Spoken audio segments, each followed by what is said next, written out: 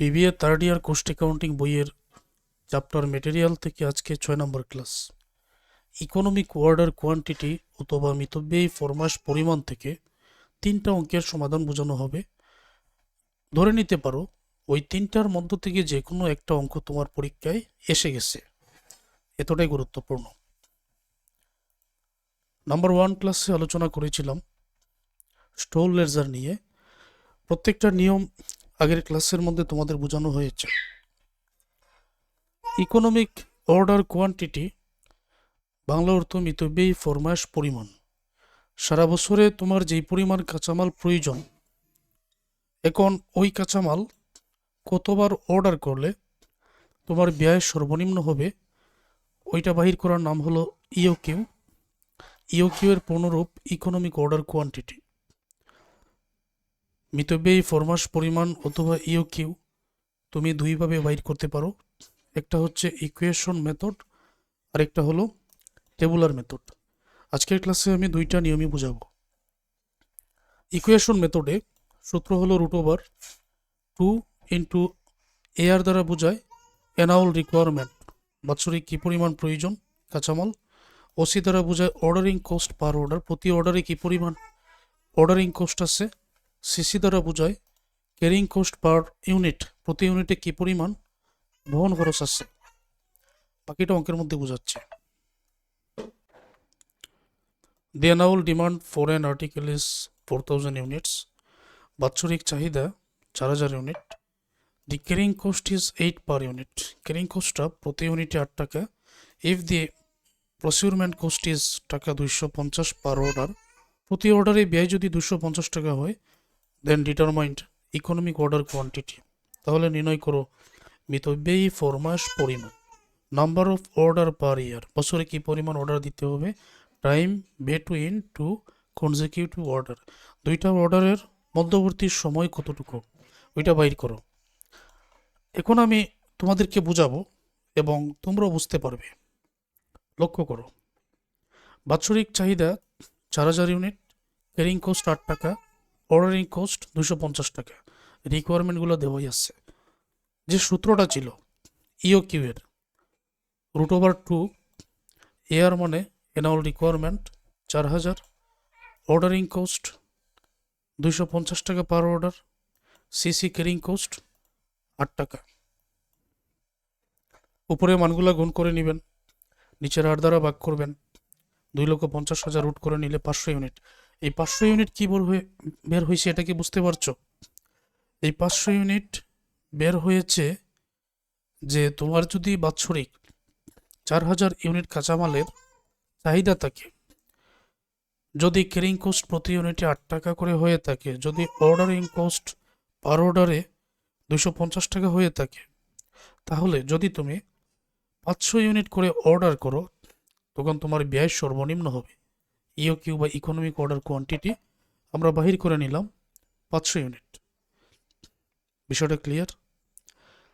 Number of order per year, তো বছরে তাহলে কতবার অর্ডার করতে হবে? তোমার তো প্রয়োজন 4000 ইউনিট, অ্যানুয়াল রিকোয়ারমেন্ট। তুমি তো অর্ডার করতেছো 500 ইউনিট করে। কেন? কারণ 500 ইউনিট করে অর্ডার করলে ব্যয়টা সর্বনিম্ন হবে। 4000 ইউনিট প্রয়োজন, অর্ডার করতেছো 500 ইউনিট করে, তাহলে 8 বার অর্ডার করতে হবে। অতএব সূত্রটা number of order per year, annual requirement কি পরিমাণ কাঁচামাল প্রয়োজন, ইকোনমিক অর্ডার কোয়ান্টিটি মিতব্যয়ী ফরমাস পরিমাণ দ্বারা ভাগ করলে 8 টাইমস পেয়ে যাবে, তার মানে 8 বার তোমাকেও অর্ডার করতে হবে।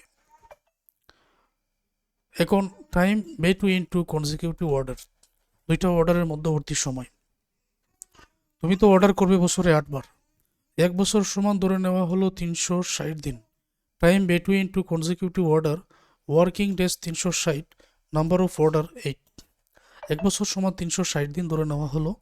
যেহেতু বছরে অর্ডার করবেন 8 বার, তাহলে প্রতি অর্ডারে কি পরিমাণ দিন, মধ্যবর্তী সময়ে কি পরিমাণ দিন থাকবে? 45 দিন। অতএব time between two consecutive order, working days 360, number of order 8, 360কে 8 দ্বারা ভাগ করলে 45 দিন। উত্তর তুমি খুব সহজে পেয়ে যাও। এটা ক্লিয়ার? এটা গেল একটা নিয়ম। এখন যে অঙ্কের সমাধানটা বোঝাবো খুবই গুরুত্বপূর্ণ। তোমরা ধৈর্য ধরে ক্লাসটা একেবারে ফুল স্ক্রিন করে তারপরে দেখো। Antique manufacturing company requires 2700 units of basic raw material per Enam.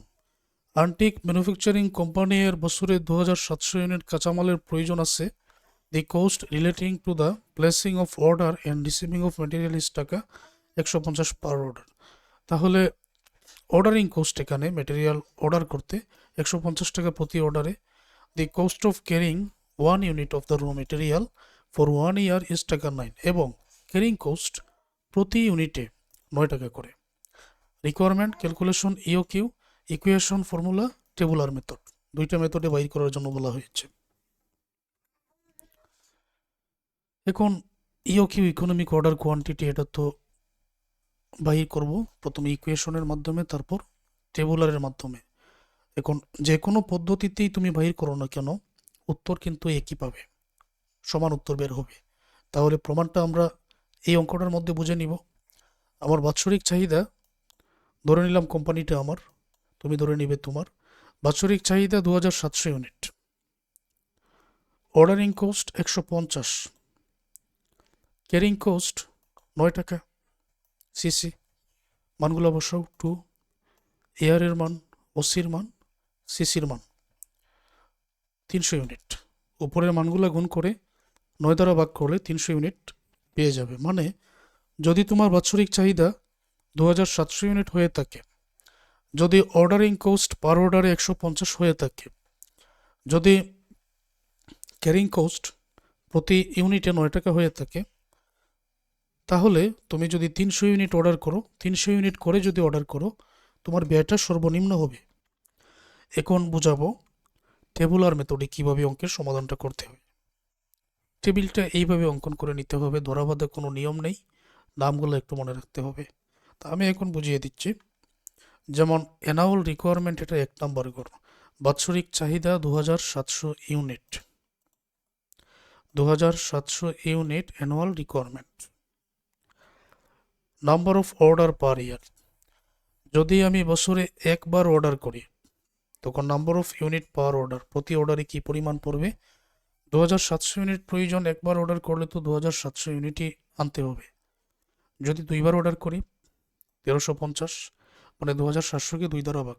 3বার order করলে 900, 4বার অর্ডার করলে 675, 5বার অর্ডার করলে 540, 6বার অর্ডার করলে 450, 7বার অর্ডার করলে 386, 8বার অর্ডার করলে 338, 9বার অর্ডার করলে 300, 10বার অর্ডার করলে 270। তাহলে প্রশ্ন হলো 1 2 3 4 কোথায় থেকে পেলাম? এটা তুমি তোমার ইচ্ছা মতো বসাতে পারো। 1 2 3 4 টোটাল অর্ডারিং কোস্ট তাহলে কি পরিমাণ হবে, এটা কিভাবে বাইর করব? যদি তুমি একবার অর্ডার করো 150 টাকা, যদি একবার অর্ডার করো 150, দুইবার অর্ডার করলে 150কে 2 দ্বারা গুণ 300, 3বার অর্ডার করলে 150কে 3 দ্বারা গুণ 450, 4বার অর্ডার করলে 150কে 4 দ্বারা গুণ। একই রকমভাবে এই প্রত্যেকটা মান দিয়ে 150কে গুণ করে এখানে বসাতে হবে, তখন অর্ডারিং কোস্টটা তুমি এখানে পেয়ে যাচ্ছ, total ordering cost. Average inventory in units এখন তোমাকে বাইর করতে হবে। তো এভারেজ ইনভেন্টরি ইন ইউনিটস বাইর করার নিয়মটা, এই যে number of unit per order, প্রতি অর্ডারে যেই পরিমাণ ইউনিট তুমি অর্ডার করতেছো প্রত্যেকটাকে 2 দ্বারা ভাগ। যেমন 2700কে 2 দ্বারা ভাগ 1350, 1350কে 2 দ্বারা ভাগ 675, 900কে 2 দ্বারা ভাগ 450, 675কে 2 দ্বারা ভাগ 338, প্রত্যেকটাকে 2 দ্বারা ভাগ করে এই মানগুলো তোমাকে বসাতে হবে এভারেজ ইনভেন্টরি বাইর করার জন্য। তারপর টোটাল ক্যারিং কোস্ট তো 9 টাকা করে। এখন ক্যারিং কোস্টটা আমাদের প্রতি ইউনিটে কি পরিমাণ হবে ওইটাই আমরা এখন বাইর করব। যে প্রতি ইউনিটে যদি 9 টাকা হয়, তাহলে 1350 ইউনিট এভারেজ ইনভেন্টরি উপরে 1350 গুণ 9 12,150, 675 গুণ 9 6075, 450 গুণ 9 4050, 338 গুণ 9 3042। মানে প্রতি ইউনিটে ক্যারিং কোস্ট যেহেতু 9 টাকা করে, ইউনিটগুলোকে গুণ করা হবে, প্রত্যেকটাকে 9 দ্বারা গুণ করে এই মানগুলো পাওয়া যাবে। এখন দুইটা ব্যয় তোমার বাইর করার প্রয়োজন ছিল, বাইর করে নিলে। কি কি ব্যয়? টোটাল অর্ডারিং কোস্টটা কি পরিমাণ, টোটাল ক্যারিং কোস্টটা কি পরিমাণ দাঁড়াবে, আর ক্যারিং কস্টটা অর্ডারিং কস্টটা তুমি অর্ডারের উপরে বাইর করেছো, ক্যারিং কস্টটা এভারেজ ইনভেন্টরির উপরে বাইর করেছো। দেখা গেল যে অর্ডারিং কস্ট 150 আর 12,150, তাহলে টোটাল অর্ডারিং এবং ক্যারিং কস্ট 12,300, মানে দুইটা যোগ করে নিলাম।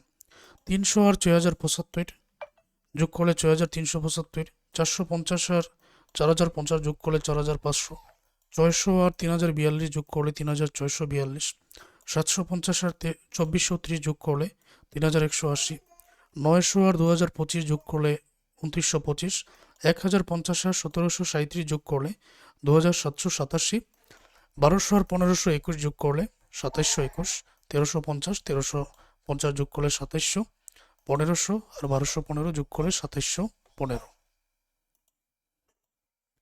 লক্ষণীয় বিষয়, টোটাল অর্ডারিং কোস্ট এবং ক্যারিং কোস্ট, এক কথায় টোটাল কোস্ট, এখানে কম আছে কোনটা? তুমি যদি লক্ষ্য করে দেখো, সবচেয়ে কম আছে 2,700। এই যে 2,700 এর সোজা number of unit per order কত আছে? 300। মানে সবচেয়ে কম ব্যয় হয়েছে কোন অর্ডারে? 2,700, এটা না? এটার সোজা 300 আছে না? ওই 300টাই হচ্ছে ইওকিউ। আচ্ছা, টেবুলার মেথডে তুমি যে ইওকিউ বাইর করলে উত্তর কত পেয়েছো? 300। আর ইকুয়েশন মেথডে যে ইওকিউ বাইর করলে উত্তর কত? 300। এখন ইকুয়েশন মেথড আর টেবুলার মেথড যেই মেথডেই বাইর করো না কেন, উত্তর কিন্তু সমান হবে।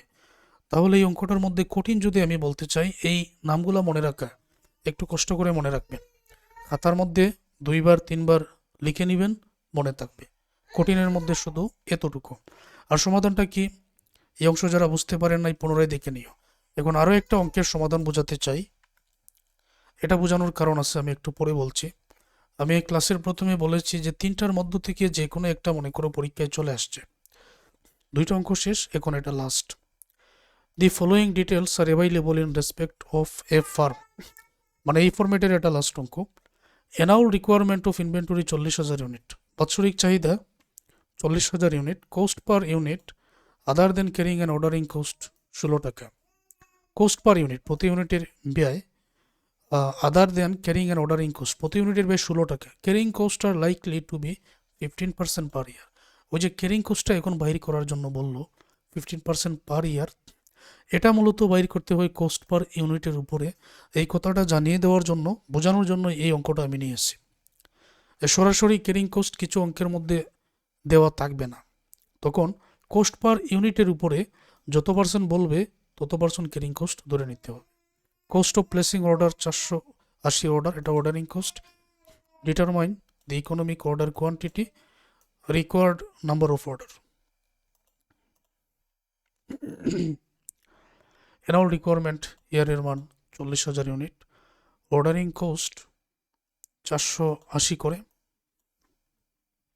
Carrying cost, cost per unit কত আছে? 16 টাকা। 16 এর 15%, এটা হবে ক্যারিং কোস্ট পার ইউনিট, 2 টাকা 40 পয়সা। এখন ইওকিউ মানগুলো বসিয়ে দাও। √2 annual requirement, ordering cost, carrying cost, CC অথবা সি দ্বারা প্রকাশ করা যেতে পারে। উপরের মানগুলো গুণ করে 2.40 দ্বারা ভাগ করলে এই মানটা পাবেন, 1,60,00,000। তারপর √ওভার করলে 4,000 ইউনিট। মানে যদি অ্যানুয়াল রিকোয়ারমেন্ট 40,000 ইউনিট হয়, যদি ক্যারিং কোস্ট 2 টাকা 40 পয়সা হয়, অর্ডারিং কোস্ট 480 টাকা হয়, তাহলে 4,000 ইউনিট করে অর্ডার করাটা তোমার জন্য সবচেয়ে ভালো হবে। এই ক্ষেত্রে খরচটা কম লাগবে। এটাই ইওকিউ অথবা ইকোনমিক অর্ডার কোয়ান্টিটি। তোমার বাৎসরিক চাহিদা 40,000 ইউনিট, অর্ডার করতেছো 4,000 ইউনিট করে, তাহলে কতবার অর্ডার করতে হবে? এটাই বলেছে রিকোয়ার্ড নাম্বার অফ অর্ডার। তাহলে number of order, annual requirement 40,000, ইওকিউ মানে অর্ডার করবো 4,000 করে, 40,000কে 4,000 দ্বারা ভাগ মানে 10 বার অর্ডার করতে হবে। আশা করবো বুঝতে পেরেছেন। তাহলে আজকের এই ক্লাসটা তোমাদের জন্য খুবই গুরুত্বপূর্ণ ছিল। পেইড কোর্সে যারা আসছো, পরবর্তী ক্লাসটাও দেখে নাও।